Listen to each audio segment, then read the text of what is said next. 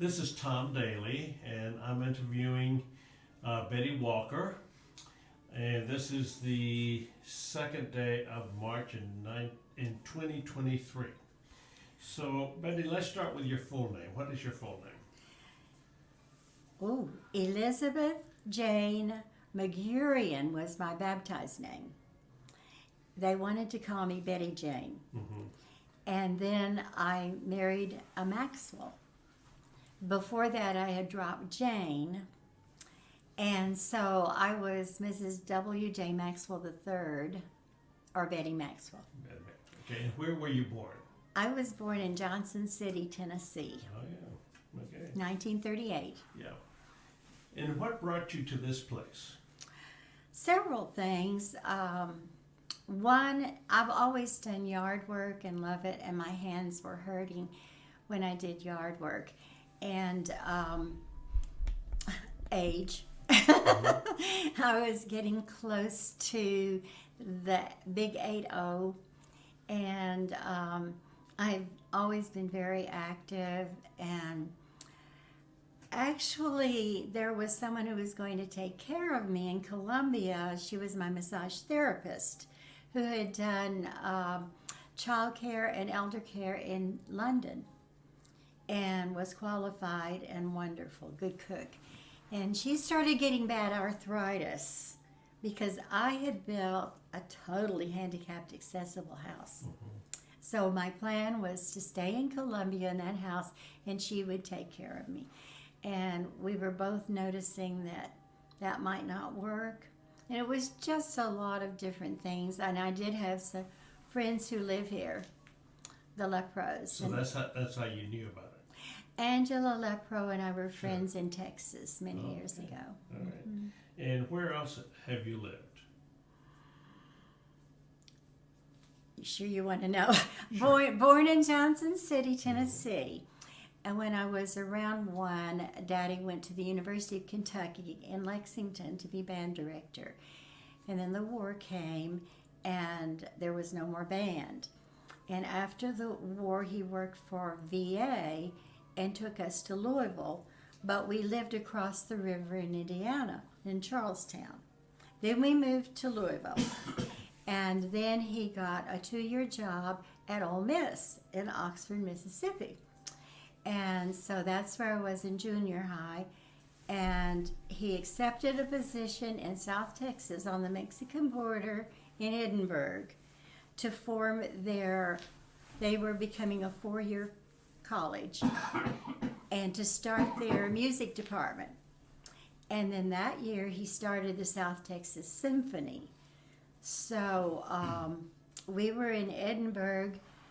I did go in the summers to Colorado and took college classes starting when I was 16 and played in the orchestra band and chorus and all of that good stuff. And then my first year away at school was Denton, Texas, TWU. And after our next summer in Colorado, Mother died. So I couldn't go back to TWU, went back to Edinburgh, and Daddy was my major professor. And I graduated at 20 and went to work for Braniff Airlines in Dallas. So I flew a short time and married and moved to McAllen, Texas, next to Edinburgh. And he decided, my husband decided to go back to architecture school, so we moved to Austin. And we're there 3.5 years. And I had several jobs. And moved back to McAllen, where he was working for an architectural firm and then became a builder. And I went back to teaching. I had taught 1 year in Austin. And so I taught in Austin, McAllen, Fargo and Alamo, and Edinburgh school districts. And you mainly stayed in Texas then? After that, I divorced in 1960, And I'll just go ahead and say why, because he didn't pay taxes. And I realized that he could go to prison and I could go too, even though I didn't agree with him. So I divorced and was planning to move to Denton and finish my master's. And a lovely person came into my life, so I married Donald Walker, Dr. Donald D. Walker, a radiologist, and we were in McAllen for several years, and 10 years. And he worked for several hospitals and had a clinic, and I had all kinds of activities. And HCA director took over at his hospital in Mission, Texas on the border, and he refused to work for them. So we looked around the country. We looked west, we looked Texas, of course, and we looked east. And he was offered a position at the VA hospital in Columbia, South Carolina. And the offer was too good. They wanted him yesterday, and they needed him, and it was really a good offer. So we ended up in Columbia, South Carolina. And all of these places I lived in more than one house. Yeah. And so he developed cholangiocarcinoma of the liver and was in the hospital at MD Anderson for months, but he died in Columbia or Lexington Hospital. And so I stayed there and built my dream home and then made the decision to come here. Okay, all right. What is who is the earliest ancestor that you know about?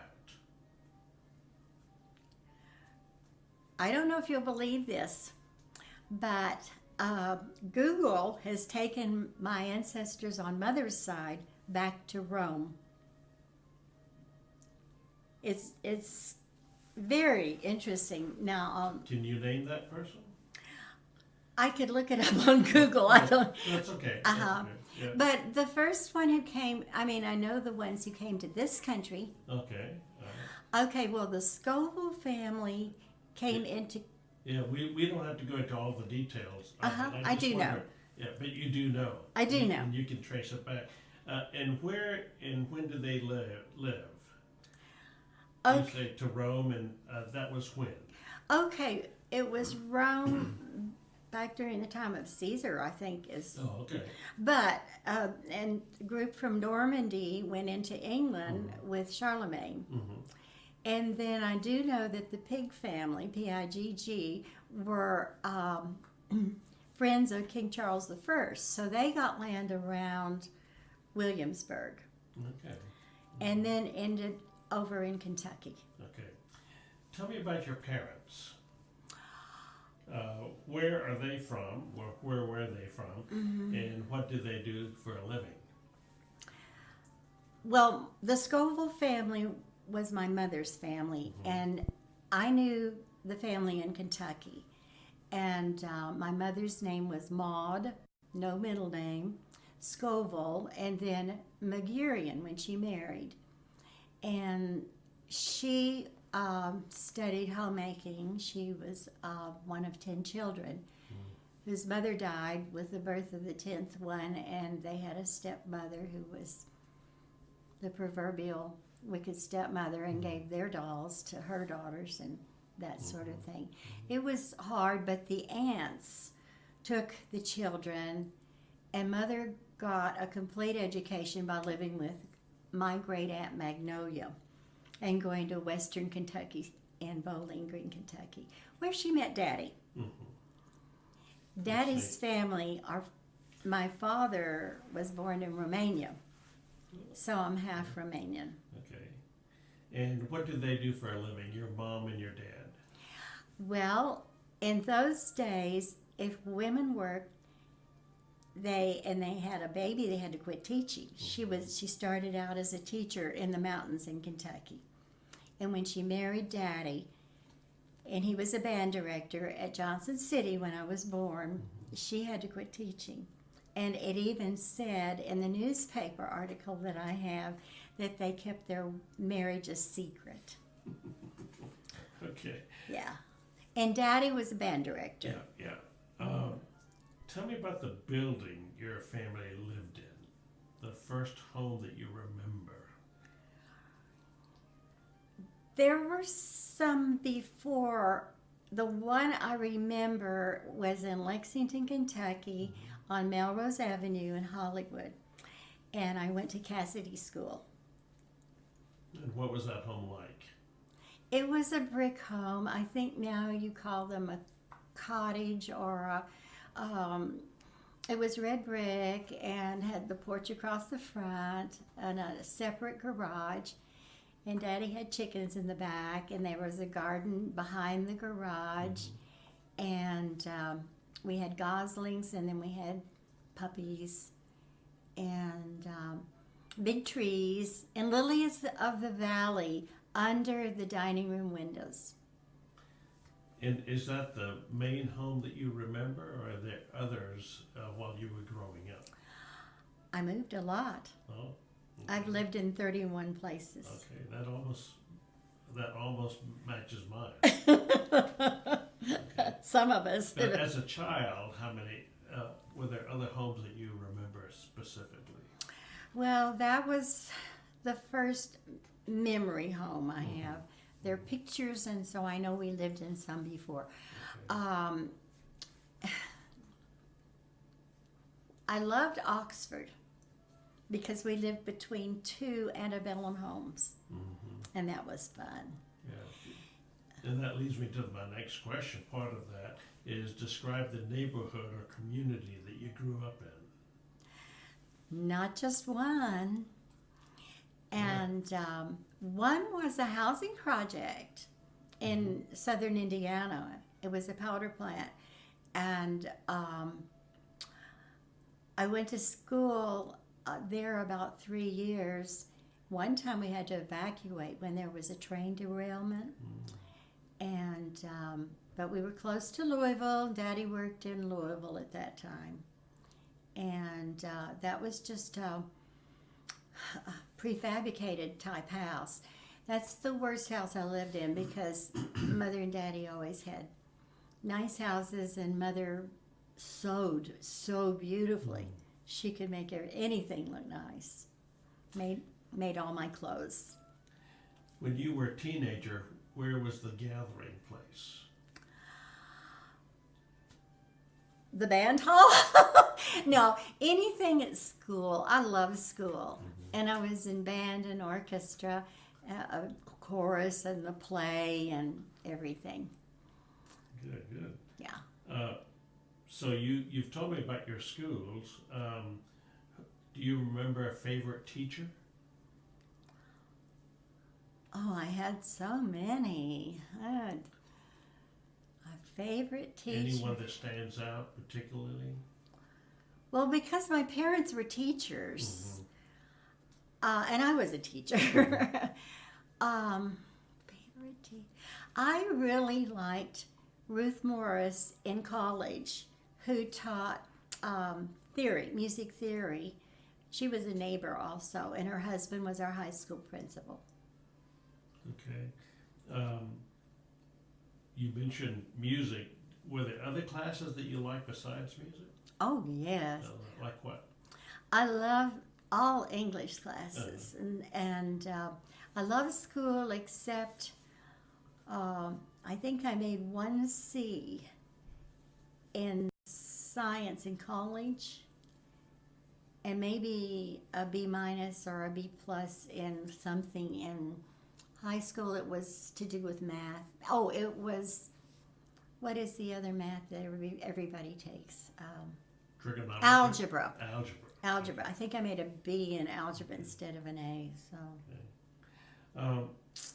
How did you and your family, either your immediate family going back or your early family, how did they celebrate holidays? Were there a special way of celebrating holidays?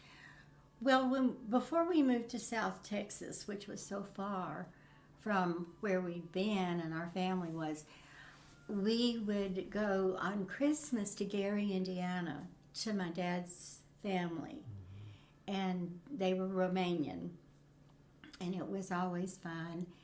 And Santa Claus would come there, and Any special memories about that?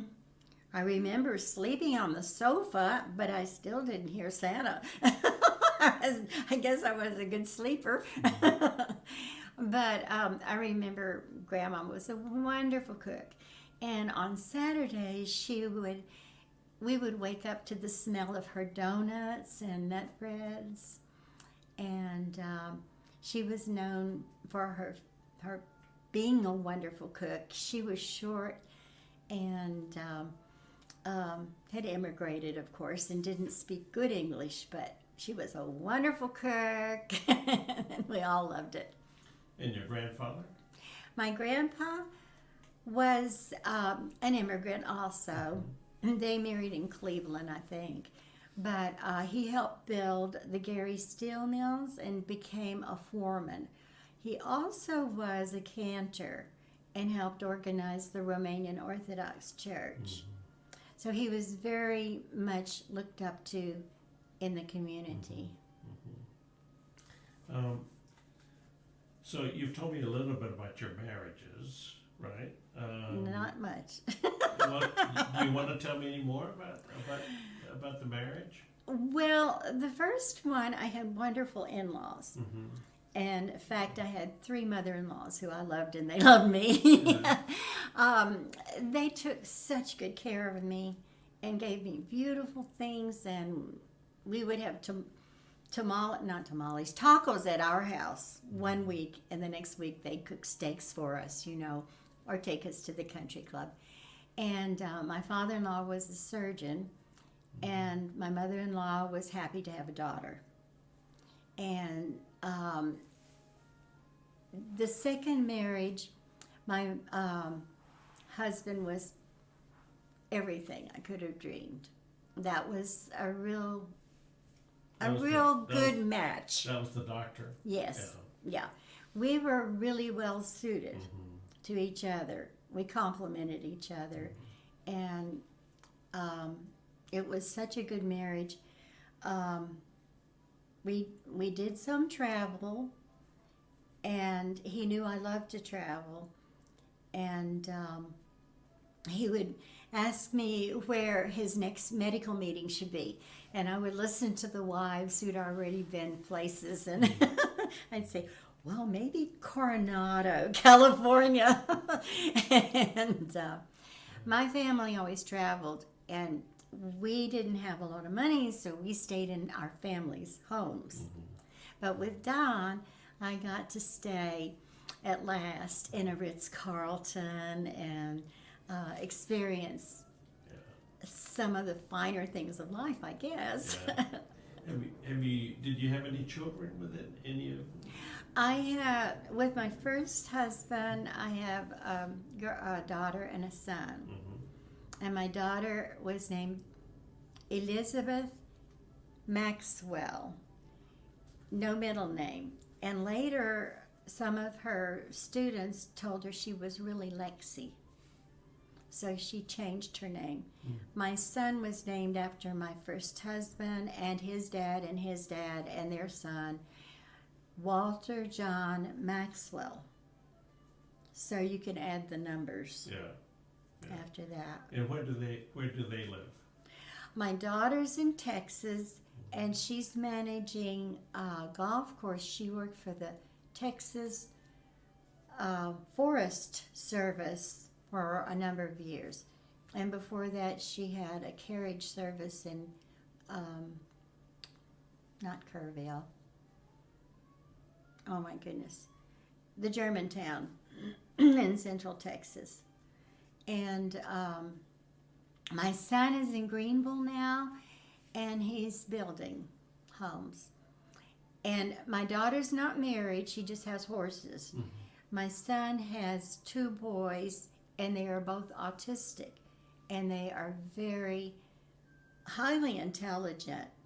Their social adjustments have been different. One is extremely reserved, and the other bounces off the walls. But they're good kids. And one is a senior in high school in Greenville, and the other one graduated from homeschooling, and that's Walt. Rhett is the younger one. Rhett is 6'5" and wears a 15 shoe. Wow. Little boy. And Walt, the older one, is 6'3" and wears a 13 shoe, but he's graduated from homeschooling and got a regular graduation certificate from Texas, even though he finished homeschooling in South Carolina.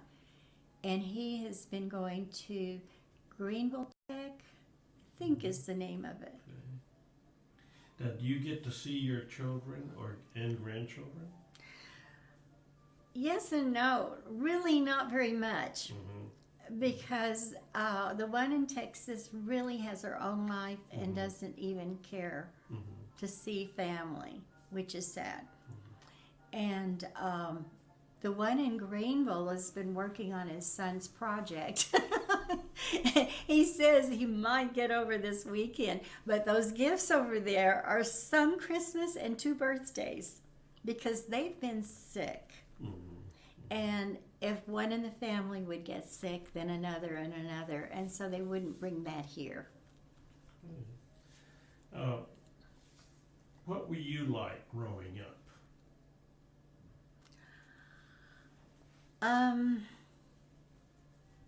Curious about everything.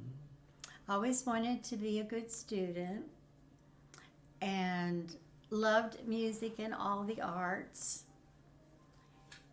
I always had good friends, close friends, but I started piano lessons at 5, cello in the 6th grade, cornet in the 7th grade, French horn, and then I stuck with that and played in Daddy's orchestra starting at 14.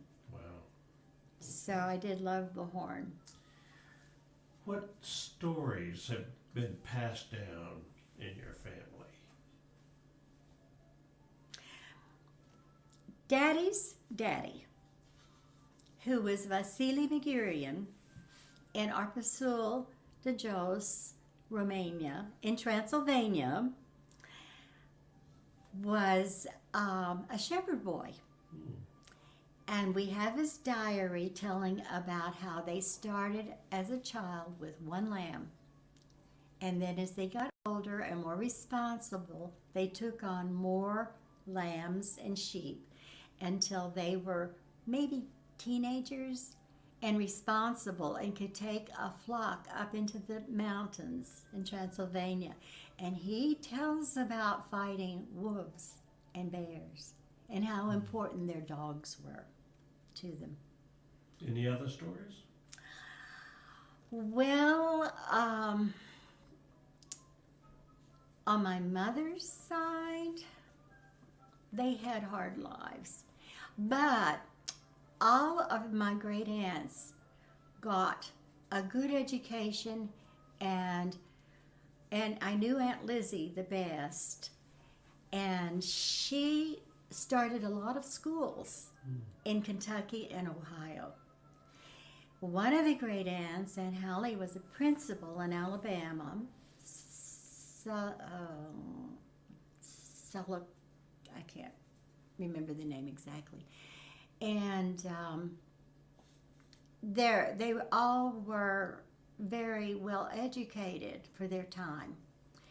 And one of the brothers, my grandfather's brother, became very wealthy in Puerto Rico and was quite influential there. But my grandpa started, the 2 of them, brothers, started the first grapefruit canning plant in Florida. Wow. So those are some stories I remember. Stories. Yeah. Your first job was teaching? Oh no, you start out babysitting Oh, okay. with our generation. And then in high school, I worked at a cattle sale yard on Saturdays. And my best friend's father was an owner, and my best friend and her sister would pick me up and drive me over at 8 o'clock on Saturday mornings. No matter how long we worked that day, I made $5 if we got through at noon or at 8 o'clock at night. And what did you do? Well, to not like math, I was a calculator. We did it with books. We didn't have calculator machines at all. And it was interesting because if you've ever been to a cattle sale or seen pictures of them, the men sit here, the auctioneers over here, and they bring the animals through. Well, they started with the little ones, like piglets.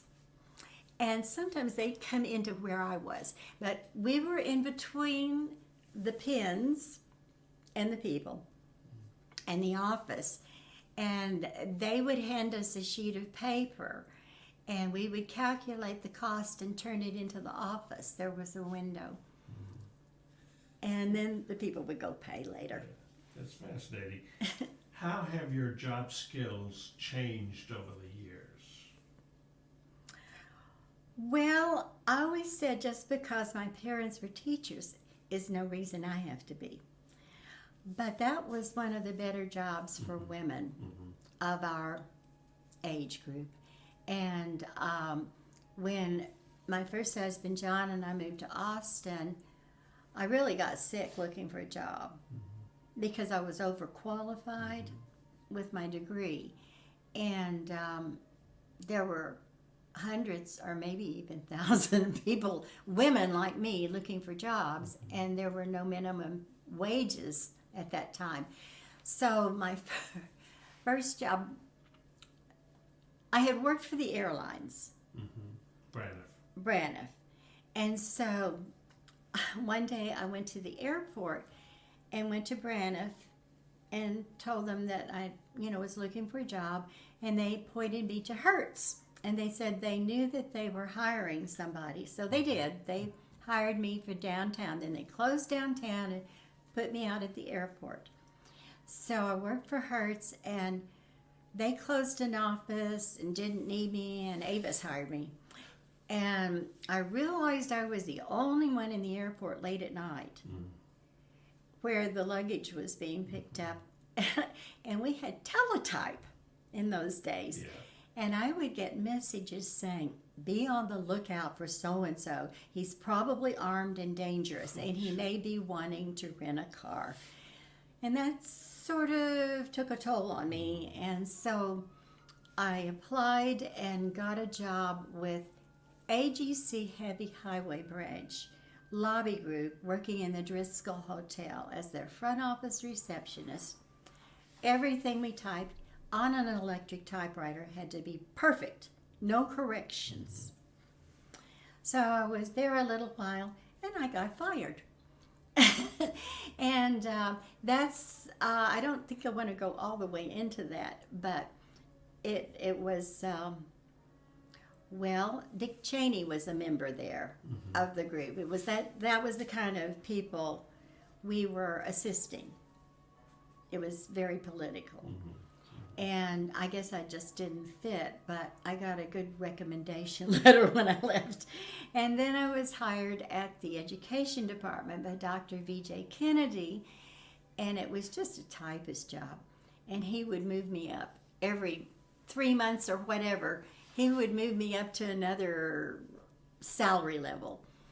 And then I was singing in the choir at First Methodist Church. And the lady next to me, who was about my age, said, "Don't you have a music degree?" And I said, "Yes." She said, "Had you thought about teaching?" And I said, "Well, I don't have certification." I did apply, and they said they had 200 applicants for every job opening, and I couldn't be hired. She said, "Well, I know of an opening for a music teacher. Is it all right if I give your name?"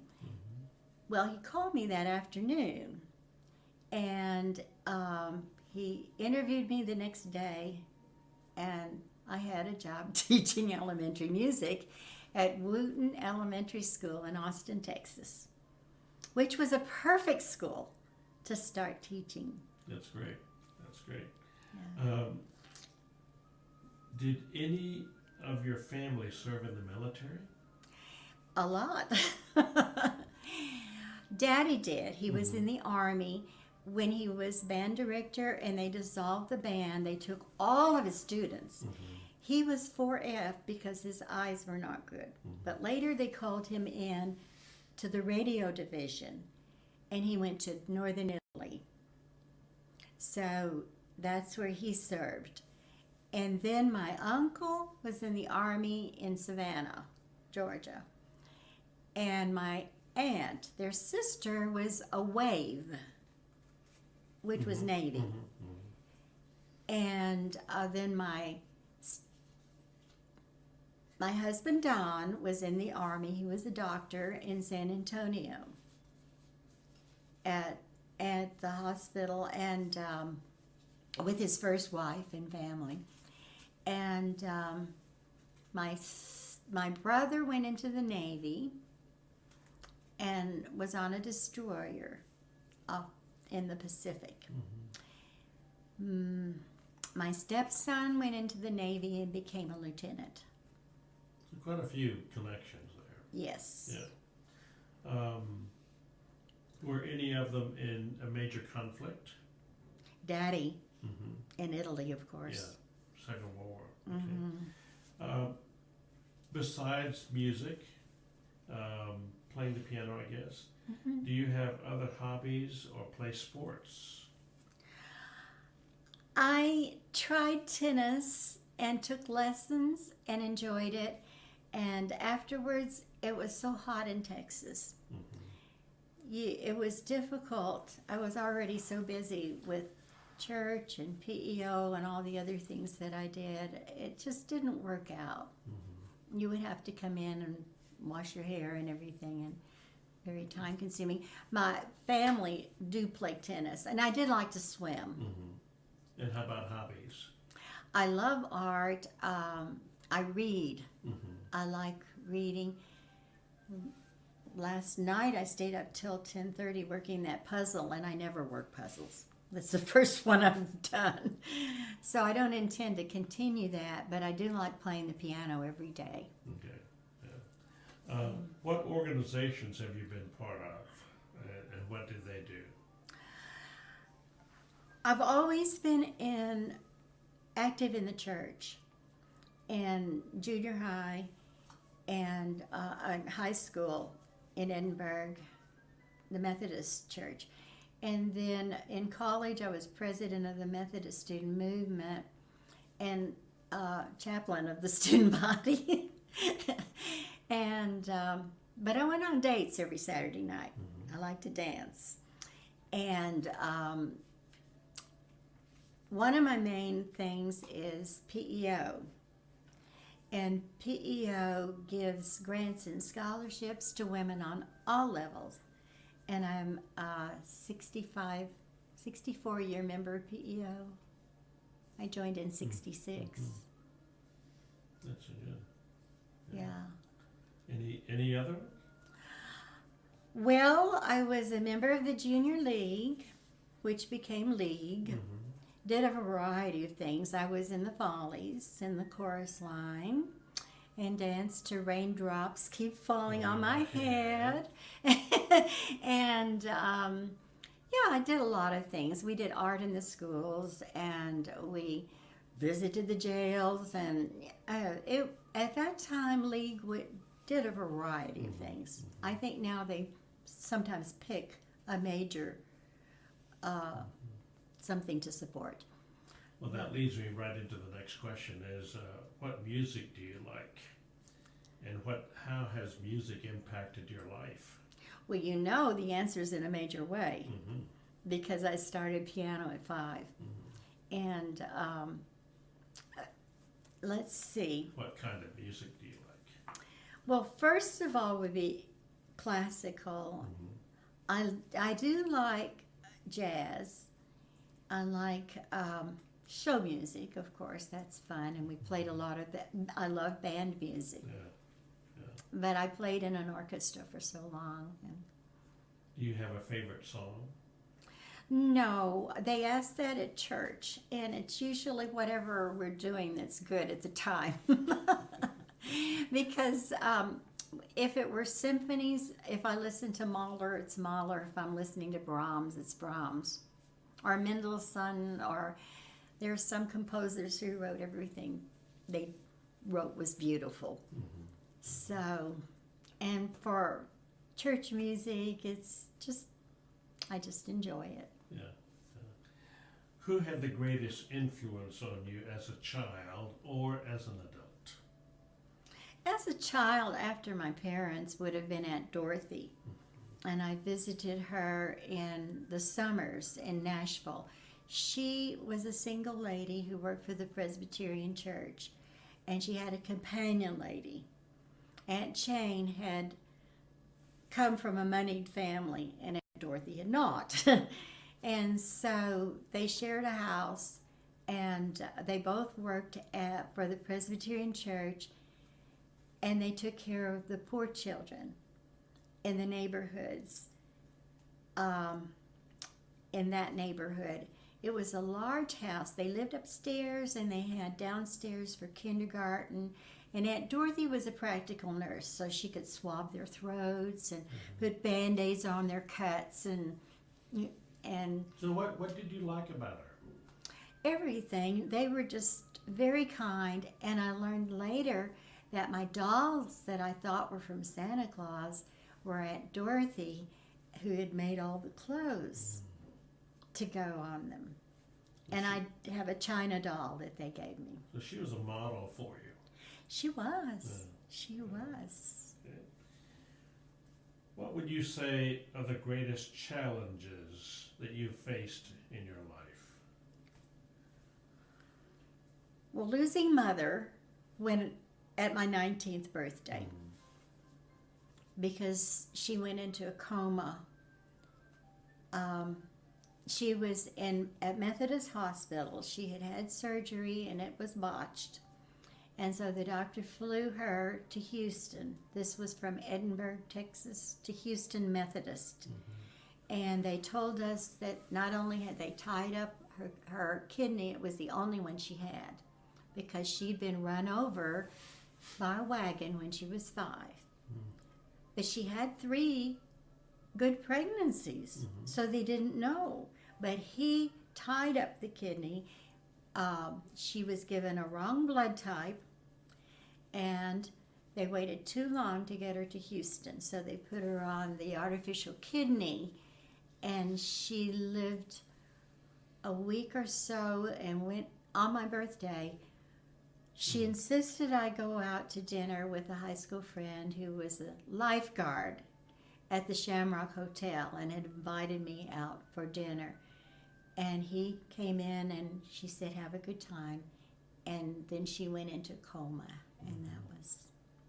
So, yeah, that was a major challenge because I was in college and had to take care of a family. How has the world changed since you were young? Everything. Everything has changed. And I say that COVID turned everything totally upside down. But, yeah, everything. Mainly technology, or that's a big part of the changes.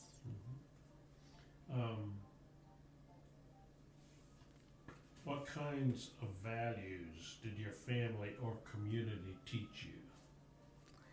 Honesty probably is the main thing. I learned when Mother was teaching and Daddy was off in the war, one day she said, now you run along home, I made cookies and you can have 2. And I remember doing it, and she came in and she said, did you find the cookies? And I said, I'm thinking I could have 2 more. She looked at me and she said, are you sure? And I remember I decided right then I was never going to tell another lie because it just didn't pay. How did you feel? I did not feel good because my mother was so wonderful, and I should not have told a fib. Are there ways your views have changed over time? Oh, yeah. I guess everybody does. I've probably, if you want to use today's terminology, have become more liberal because my mother and dad were Republicans, which is not like Republicans now, but they were conservative. They were hardworking, from hardworking families, and you do what you say you're going to do. You don't let people down. You do the best you can. And I believe that, all of that. And I believe in not owing money. In, paying your way and working hard, doing the best you can. The only thing is, I learned that they were prejudiced. When our school integrated, it was only 6 people in Edinburgh, Texas. And I thought, why have they not been coming to school with us? Our school was primarily Hispanic. And so we all of a sudden had 6 black students, and one came into my typing class. And so what? One came into my Girl Scout troop. Oh, I forgot. I was in Scouts. And it didn't matter to me, but Mother said at the dinner table one night, said, well, I guess you won't be coming over here with her. And I said, that doesn't, I was a senior, and I said, that doesn't bother me. We meet at Mrs. Weaver's. No problem. And it never was. And, but I honestly do not understand racial prejudice. I truly do not understand it. I was taught, Jesus loves all the children of the world, and I believed it. And I've had a lot of Jewish friends, I've done things with all races that I've been exposed to. What historic events, what marches, protests, performances, etc., have you experienced? A historic event. Or do you remember a historic event that really had an impact on you? Well, my brother saw Eisenhower when he dedicated the dam on the Rio Grande River, but I didn't go to that.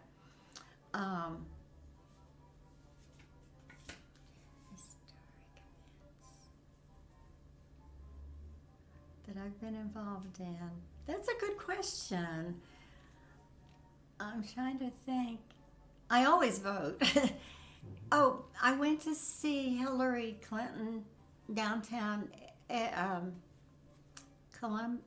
Columbia. And I was so impressed with the crowd. It was very diverse and just, they were delightful. I went to see John from Arizona. John McCain. McCain in McAllen at the Jewish synagogue, which was Tree of Life, was around the corner from my house. And I thought, well, it's a chance to see somebody. And I thought that was interesting because he was word for word everything you heard on television. It was just any time he spoke, it was never anything different. And his wife walked several feet behind him, and I always liked her. And I think I decided not to vote for him that day. And but as far as, you remember where you were when the towers fell?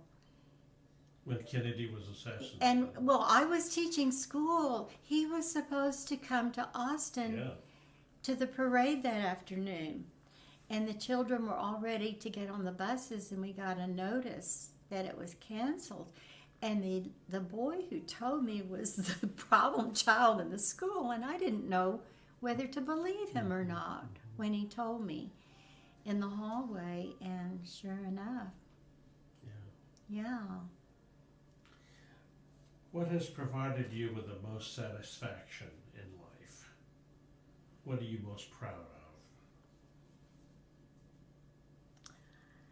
That's a good question. I was the founding president of the town band in McAllen, and I was the founding president of the Symphony League in the Rio Grande Valley. And both of those meant a lot to me. And since I had played in the opening concert at the Civic Center in McAllen, Daddy directed It Was the Messiah. I was back for the last concert before they tore it down. But before I left town, left McAllen to move to South Carolina, my husband Don and I were at a play. And the man in front of us turned around and said, "Betty, I guess you know they're tearing down the Civic Center." And I said, "No. What will we do for all of these groups? The whole valley uses this Civic Center. 5 dance troupes, the symphonies, the bands, the everything, community concerts, any touring group would go there." And he said, yeah, the mayor is selling it to CVS or something like it was going to be a shopping center. And we got in the car, and Don said to me, "You're not going up against the mayor." He had been my next door neighbor. He was the 7th largest farmer in the world. He could handle 10 telephone calls at one time. And I knew he was right. So the next morning, I went to the telephone and I called the heads of all these groups that I knew personally that used the Civic Center. All 5 ballet groups, the symphonies, the band directors, the, community concerts, and it was a whole row of motels along that road because it was fairly near the airport. So I went to bed and slept well. That's what else could I do? And I got a call from a city council member, the only one who would ask the mayor a question. I had called her, and she said, "I want to tell you that we're having our first ever McAllen City meeting to discuss the Civic Center, and it's all because of you." That's something to be proud of. And if they had torn that down, there was no other place big enough to take care of all these organizations. But see, the mayor our series of mayors were into sports, and the one who was the longest gave to a Baptist college, and the one who was my backdoor neighbor, these are my neighbors, the backdoor neighbor gave to Baylor basketball building, practice building. So they were not interested in music or the arts, truly. And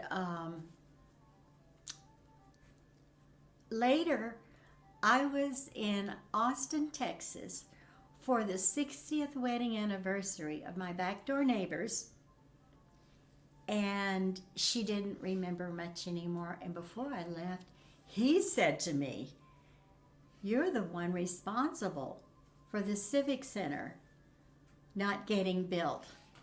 Or I don't know how he worded it, but he was telling me he knew. And I didn't realize I had done anything, but he knew. Yeah.